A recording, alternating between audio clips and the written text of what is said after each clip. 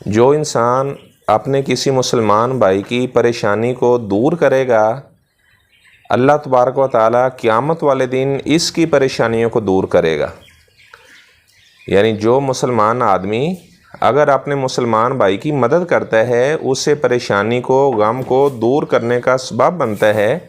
تو فرمایا قیامت والے دن اللہ تبارک و تعالیٰ اس کی پریشانیوں کو دور فرما دیں گے۔ قیامت کی پریشانیاں آپ جانتے ہیں، بعض ایسے لوگ ہوں گے جو اپنے ہی پسینے کے اندر گوتے کھا رہے ہوں گے اور آگ پیچھے لگی ہوگی جب میدان معاشر کی طرف جائیں گے۔ تو جس آدمی نے اپنے مسلمان بھائی کی مدد کی ہوئی، اپنی بات کے ذریعے سے اس کی رہنمائی کر دی، اپنے مال کے ذریعے سے اس کی معاونت کر دی، مدد کر دی،